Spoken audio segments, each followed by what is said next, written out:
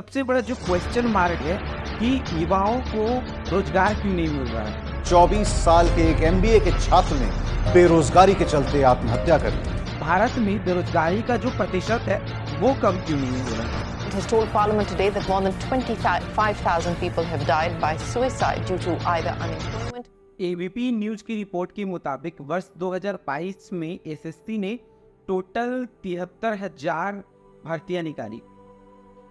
भारत देश में कुल प्राइवेट कंपनियों में 12 मिलियन लोग काम करते हैं, मतलब कि 1 करोड़ 20 लाख लोग। भारत सरकार कितने ही स्किल सेंटर चला रही है, लेकिन इसके बावजूद भी सबसे बड़ा जो क्वेश्चन मार्क है कि युवाओं को रोजगार क्यों नहीं मिल रहा है। भारत में बेरोजगारी का जो प्रतिशत है वो कम क्यों नहीं हो रहा है। क्या सरकार नहीं चाहती कि युवाओं को रोजगार मिले? देखो, ये सारी चीज़ों को हमको जानने से पहले ना हमको इतिहास में जाना पड़ेगा और चीज़ों को समझना पड़ेगा। वर्ष 24 अगस्त 1608 जब अंग्रेज पहली बार भारत के गुजरात में अपना कदम रखते हैं, उस वक्त पूरे भारत में मुगलों का शासन रहता है और दिल्ली की गद्दी पर जहांगीर बैठे रहते हैं। मुगल के पास अंग्रेजी हुकूमत के लोग आते हैं और उनसे बात करते हैं, आप पूरे भारत में व्यापार करने की अनुमति मांगते हैं। कहने की मतलब है उस समय वो लोग स्पाइसेस की ट्रेड करते थे, मसालों की, और वो चाहते थे कि जहांगीर उनको इजाज़त दे दे पूरे भारत में स्पाइसेस की बिजनेस करने के लिए। बट वो उन्हें इजाज़त नहीं देती क्योंकि उस समय ऑलरेडी बहुत सारे देश भारत में बिजनेस करते रहते हैं और वो नहीं चाहते कि उनसे उसका रिलेशन खराब हो जाए।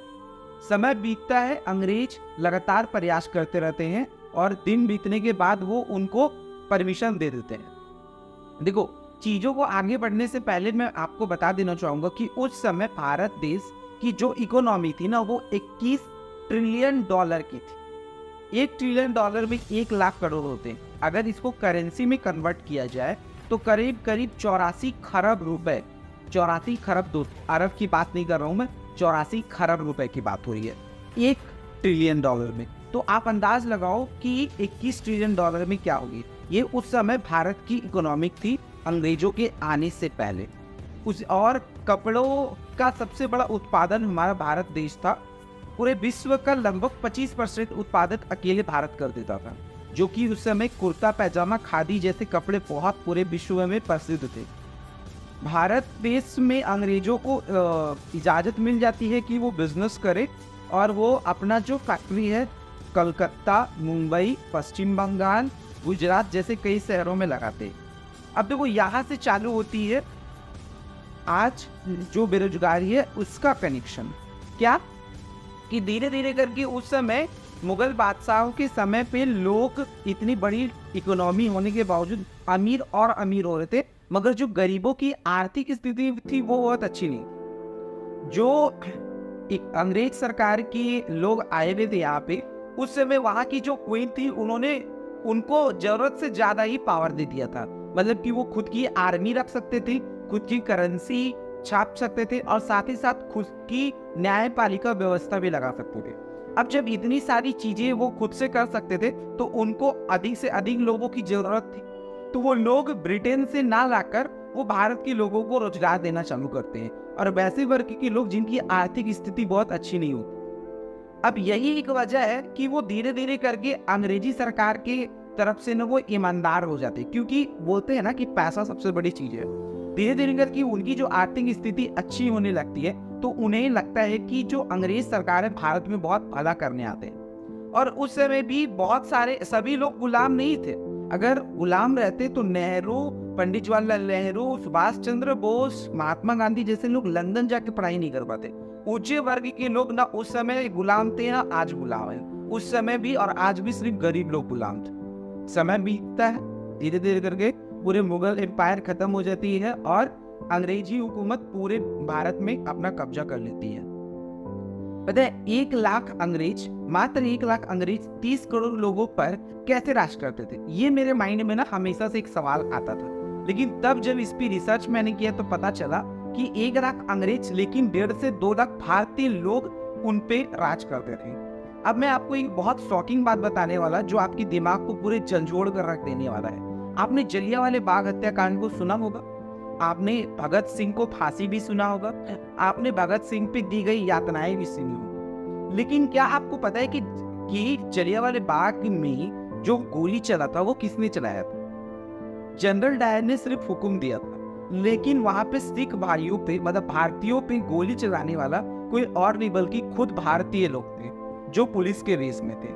यहाँ तक कि भगत सिंह को फांसी देने वाला भी एक भारतीय था और उनको जेल में जो यातनाएं दे रहा था वो जेलर भी भारतीय था। है ना बड़ी मजेदार बात, क्योंकि उनको लग रहा था कि अंग्रेज हमारे हित के लिए है और ये सारे लोग जो विरोध कर रहे हैं वो गलत कर रहे हैं। उनको लगता था कि अंग्रेज का ही ये देश है, मगर बहुत सारी जनताओं को धीरे धीरे करके ये एहसास हुआ कि नहीं, अंग्रेज तो भाई हम पे राज कर रहे हैं, हमको गुलाम बना के रखे हुए हैं। ठीक है, और ये समय बीतता गया, तब उन्हें एहसास हुआ, तब जाके ये विद्रोह छिड़ा और देश आजाद। वरना उनको पता ही नहीं चल रहा था, इतना उनको फैसिलिटीज दे दिया गया था, उनको पता ही नहीं चल रहा था कि हम गुलाम भारत में रह रहे, उनको लग रहा था कि हम बड़े मजे से रह रहे। ये फैसिलिटीज के कारण माइंडसेट में बैठा दिया गया था। देखो माइंडसेट बहुत बड़ी चीज है। माइंडसेट आपका जैसा बन गया, आप सही को भी गलत समझोगे और गलत को भी सही समझोगे। इसको आप ऐसे समझ सकते हो कि एक शेर है जो जंगल का राजा कहलाता है, सारे जंगल के जानवर उससे डरते हैं, लेकिन अगर उसी शेर को सर्कस वाले पकड़ कर ले आते हैं और कई सालों तक उसको अपने सर्कस में ट्रीट करते हैं और कई सालों के बाद अगर उसको वापस जंगल में छोड़ देते हैं, तो क्या वो फिर से जानवरों का शिकार कर पाएगा? तो इसका आंसर है नो, क्योंकि उसके दिमाग में ही चारों तरफ गुलामी बैठ चुकी थी। ठीक अभी भी हमारे भारत में ना उसी प्रकार से लोगों के दिमाग में गुलामी बैठ चुकी है। एक मिडिल क्लास फैमिली की सोच क्या होती है? जन्म लेना, पढ़ाई करना, नौकरी करना, शादी करना और मर जाना। ये जो रेशियो है ना, ऐसे सीधे क्रम में चल रहा है। अब अगर आप खुद से ही सोचो कि अगर अधिक से अधिक लोग नौकरी की ओर जब सोच रहे हैं, और ये नौकरी इसलिए क्योंकि उसको फिक्स्ड दे दी रही है। अब ये बात अंग्रेजों के समय से चलती आ रही है। सन 1947 में देश तो आजाद हो जाता है, मगर जो अंग्रेज होते हैं हमारे दिमाग को आजाद करके नहीं जाते, और साथ ही साथ उनकी द्वारा चलाई गई जो एजुकेशन सिस्टम है आज भी चेंज नहीं हुई। एजुकेशन सिस्टम बहुत बड़ा काम करता है लोगों के शिक्षा व्यवस्था जो होता है वो माइंड को डेवलप करने में, मगर आप सोचो इतनी तेजी से दुनिया में बदलाव हो रहे हैं, लेकिन आज भी 4 साल 5 साल पहले जो चीजें पढ़ाई जाती थी, इनफैक्ट आज भी वही चीजें पढ़ाई जा रही है। तो फिर आपका डेवलपमेंट कैसे हो पाएगा? ये डेवलपमेंट ना के बराबर हो पाएगा। आप इन चीजों को समझ पा रहे होंगे, लेकिन जैसे जैसे दौर बदला, चीजें बदलती गई, हम आज भी जो एक सीधी क्रम रेखा मैंने जो बताया, जन्म लेना, नौकरी करना, पढ़ाई करना, शादी करना, उसके बाद मर जाना, ये चलते रहा भारतीयों के दिमाग में। लेकिन अंग्रेज इससे बहुत ज्यादा डेवलप किए और उन्होंने गूगल, फेसबुक, ट्विटर जैसी बड़ी कंपनियां बनाए, और उस समय वो लोग फिजिकली हम पर राज करते थे, आज हम लोग पे डिजिटली राज करते हैं। अभी देखो व्हाट्सएप पे आप लोग अपने सारे डॉक्यूमेंट्स कभी ना कभी तो शेयर किए होंगे, कई लोग तो न्यूडिटी वाली फोटोज और वीडियो भी शेयर कर देते हैं। आपको क्या लगता है आपका डाटा सेव है? वो सारा डाटा व्हाट्सएप के पास चला जा रहा है। आने वाले समय पे आप उसके इतने अधीन होते चले जा रहे हैं कि अगर वो आपसे आने वाले समय पे 5 रुपए में चार्ज करे तो अरबों खरबों की कंपनी बना सकता है।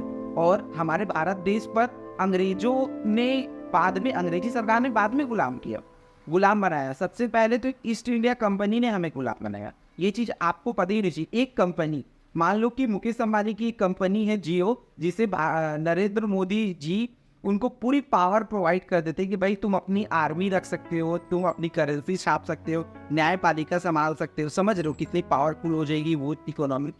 तो जो हमारा माइंडसेट है ना, वो माइंडसेट मतलब कि चेंज ही नहीं हो रहा है। माइंडसेट सबसे बड़ा जड़ है जो हमें आज भी मुखर्जी नगर में लाखों स्टूडेंट्स परीक्षा की तैयारी कर रहे हैं। एक रिसर्च के मुताबिक ये भी पता चला था कि 6000 प्यून की भर्तियां निकली थी, जिसमें करीब 8 लाख लोगों ने फॉर्म भर दिया था, 80,000 जिसमें तो पीएचडी होल्डर लोग भी थे। अब ये क्यों? क्योंकि उनके दिमाग में बसा है कि कोई भी नौकरी हो, मुझे बस नौकरी चाहिए। बस ये एक नौकरी जो माइंडसेट है ना, वो उसकी गुलामी का सबसे बड़ा कारण है। अब देखो हमको ना इसको धीरे धीरे करके कैसे तोड़ सकते हैं, इससे कैसे हम लोग बाहर निकल सकते हैं। तो क्या बेरोजगारी खत्म करने का कोई रास्ता नहीं है? रास्ता है, वो है स्किल्स। अब मैं अगर स्किल्स की बात कर रहा हूँ तो गवर्नमेंट के द्वारा सो कॉल्ड से चलाए जा रहे हैं स्किल सेंटर की बात नहीं, जहाँ पे अभी भी पुराने स्किल्स स्किल्स में आपको अपग्रेडेशन की जरूरत है। देखो स्किल्स मतलब कि आप अभी क्या क्या चीजें सीख सकते हो, digital marketing, affiliate marketing, SEO, editing, उसके साथ ही साथ आप सीख सकते हो शेयर मार्केट की नॉलेज, वीडियो क्लिपिंग क्रिएट करना, ये सारी चीजें। अब अगर आज मैं बात करूं स्किल्स, एक बहुत पुरानी स्किल्स है यहाँ पे और एक आपका अपग्रेडेशन और टेक्नोलॉजी है, और जब ये दोनों मिलता है तब जाके आप एक बहुत बड़े समाज और बहुत बड़े भविष्य निर्माण का काम कर सकते हो।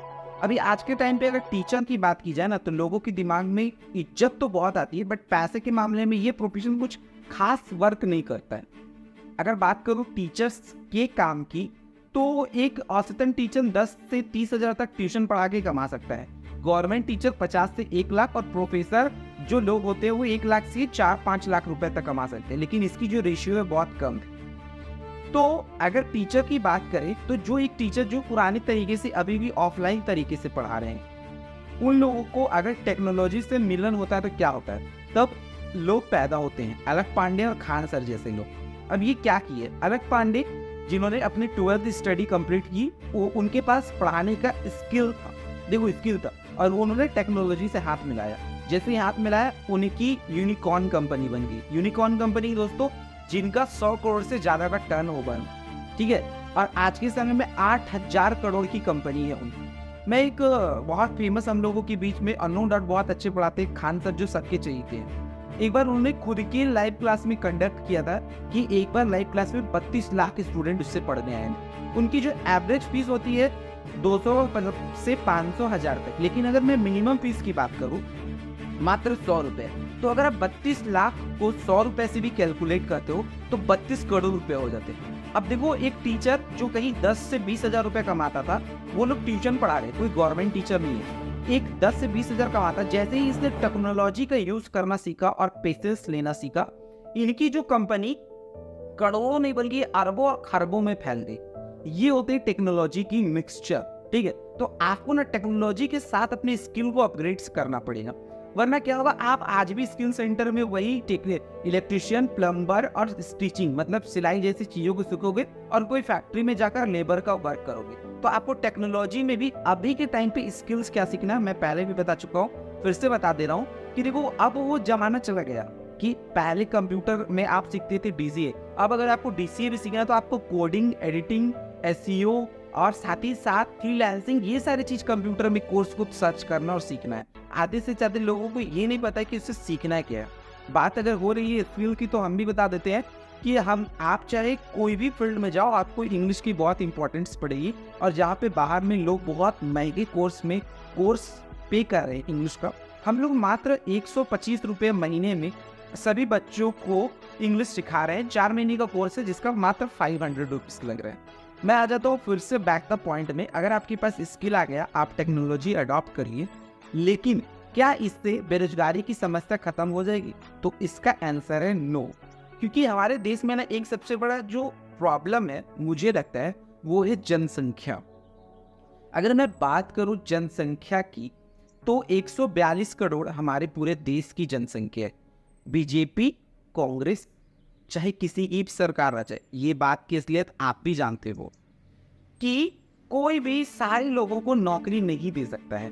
लेकिन दिक्कत की जड़ यहाँ पे है कि 142 करोड़ भारतीयों को सब के सब में से 80% से 85% लोगों को नौकरियां चाहिए, बस 15% है जो खुद का कुछ बदलाव समाज में आ सके वो करना चाहते हैं। अब आप खुद से दिमाग लगाओ, क्या ये पॉसिबल है कि 85% लोगों को नौकरियां दे सके?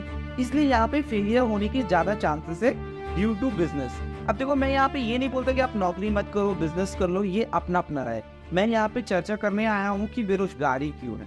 तो एक जनसंख्या बहुत बड़ी चीज है, तो हम इसको रोक नहीं सकते, लेकिन हम इसमें टेक्नोलॉजी का यूज, मतलब जैसे मैंने अभी पिछले वाले पॉइंट में बताया ना कि हम लोग टेक्नोलॉजी का यूज करके जहाँ पे बाहर के भी यूएसए और यूरोपियंस कंट्री के भी हम लोग कस्टमर को कनेक्ट कर सकते हैं, तो उससे थोड़ी इससे मतलब हमको राहत मिल सकती है।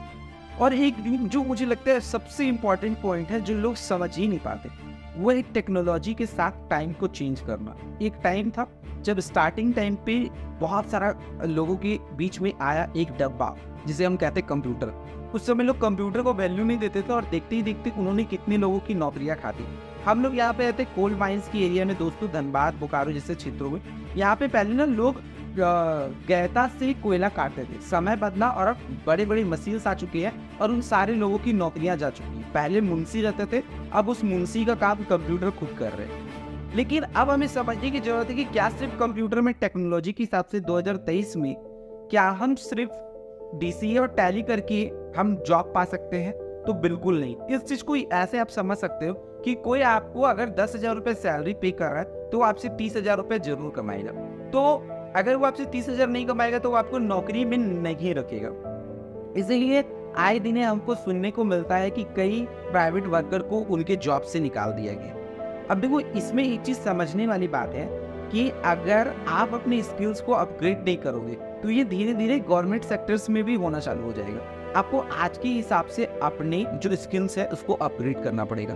तो आपको कंप्यूटर में भी ना अपग्रेडेशन, जैसे अब AI का जमाना आ गया, तो अभी भी बहुत सारे गांव के लोगों को AI के बारे में पता ही नहीं है। तो आपको उन सारी चीज़ों को सीखना पड़ेगा और क्या क्या नई चीज़ें बहुत तेज़ी से चेंज हो रही है वो अपने एजुकेशन में लाना पड़ेगा, बल्कि ना कि वही पुराने जो अंग्रेजों के ज़माने से बनाए गए एपीसीएल सिस्टम को फॉलो करना पड़ेगा।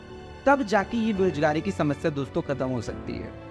आई होप कि ये वीडियो ना आपको बहुत ज़्यादा हेल्पफुल किया होगा बेरोजगारी को डीप से समझने के साथ ही साथ बेरोजगारी को ख़त्म कैसे कर सके। अगर आप इस चीज़ को समझ चुके हो ना तो अपने आप को चेंज करना चालू करो और मेहनत करो, पेशेंस। देखो, बड़ी चीज़ें हैं, समय बदलाव हो रहा है, चीज़ें बदलाव हो रही है।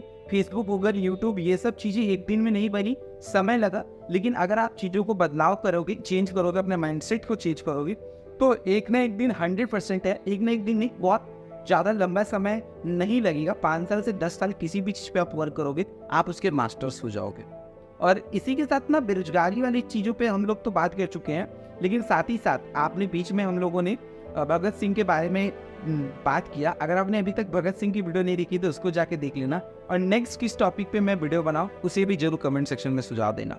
धन्यवाद।